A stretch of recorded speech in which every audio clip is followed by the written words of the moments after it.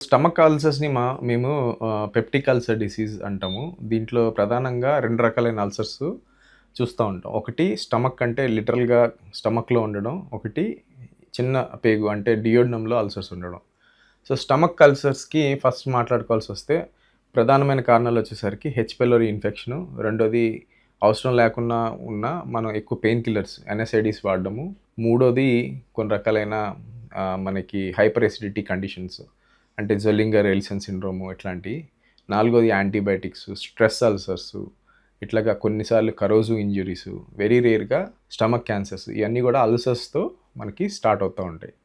So, ఈ stomach అల్సర్స్‌కి symptoms వచ్చేసరికి మనకి ఈ ఫుడ్ తినంగానే పెయిన్ రావడము, ఈ ఫుడ్‌ని అవాయిడ్ చేస్తే వాళ్ళకి బాగుండడం చూస్తూ ఉంటారు. సో, అందుకని జెప్పేసి వాళ్ళు ఫుడ్‌ని అవాయిడ్ చేసి వాళ్ళు చాలా వెయిట్ లాస్ అనేది జరుగుతా ఉంటుంది.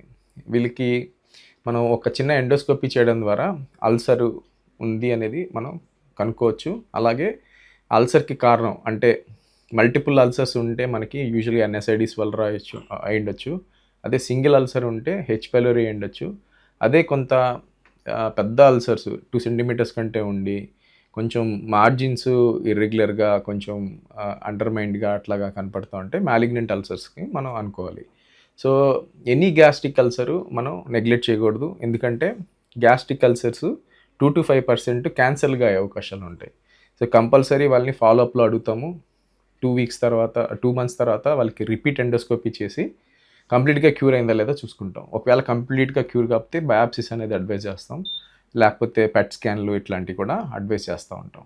అండ్ ఈ గ్యాస్ట్రిక్ అల్సర్స్‌కి హెచ్ పైలోరీ కారణం 90% కాబట్టి మనం హెచ్ పైలోరీని ఎరాడికేట్ చేయడం ద్వారా ఈ అల్సర్ హీలింగే కాకుండా రికరెన్స్ ఛాన్సెస్ కూడా తగ్గిస్తాం.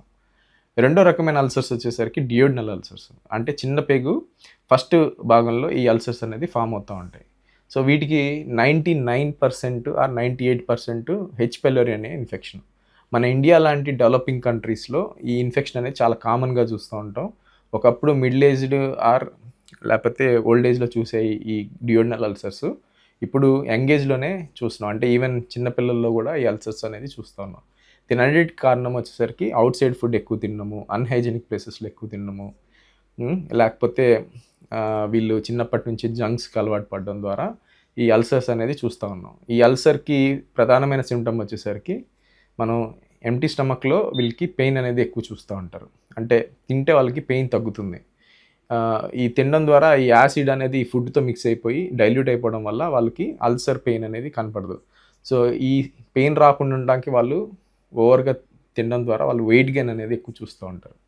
అలాగే ఎయిదర్ గ్యాస్ట్రిక్ అల్సర్ ఆర్ డియోడనమ్ అల్సర్‌లో మనకి బ్లాక్ కలర్ మోషన్ అనేది కామన్‌గా చూస్తూ ఉంటాం. ఒక్కొక్కసారి కాఫీ కలర్ వామిటింగ్స్, ఒక్కొక్కసారి రక్తం వాంతులు, లేకపోతే బరువు తగ్గిపోవడం, ఒక్కొక్కసారి జాండీసు, అలాగే ఒక్కొక్కసారి ఈ అల్సర్ గనుక బ్లాక్ అయిపోతే మనకి కంప్లీట్ అబ్‌స్ట్రక్షన్‌లోకెళ్ళి మనకి కంప్లీట్‌గా వామిటింగ్స్, రికరెంట్ వామిటింగ్స్‌తో ప్రెజెంట్ అవుతూ ఉంటారు. ఈ అల్సర్స్ మనం ఐడెంటిఫై చేయడానికి మనం ప్రధానంగా సింపుల్ బ్లడ్ టెస్ట్‌లు అంటే హిమోగ్లోబిన్ తక్కువ ఉండడం, రక్తహీనత కనపడడం, అలాగే ఎండోస్కోపీలో మనకి డైరెక్ట్‌గా అల్సర్‌ని విజువలైజ్ చేస్తాము. దానికి రూట్ కాజ్ కూడా కనుక్కొని మనం ట్రీట్మెంట్ ఇవ్వడం ద్వారా మనం ఈ అల్సర్స్‌ని ఈజీగానే ట్రీట్మెంట్ చేయొచ్చు. సో, ఈ అల్సర్స్ ఉన్నోళ్ళకి ఎవరిలో అయితే ఎసిడిటీ సింప్టమ్స్ లాగా కనపడి, ఎవరికైతే ఈ దీర్ఘకాలికంగా యాంటాసిడ్స్ వాడాల్సొస్తుందో, లేకపోతే దాంతో పాటు రెడ్ ఫ్లాగ్ సైన్స్ అంటారు. అంటే బరువు తగ్గిపోవడము, వాంతులు రావడము, బ్లాక్ కలర్ మోషన్ అవ్వడము, లేకపోతే జాండీస్. సో, ఎవరిలో అయితే ఇలాంటి alarming or red flag signs ఉంటాయో వాళ్ళు అశ్రద్ధ చేయకుండా దగ్గరలో ఉన్న మీ గ్యాస్ట్రోఎంటరాలజిస్ట్‌ని కలిసి ఫర్దర్‌గా ఎవాల్యుయేట్ చేసుకోవడం మంచిది.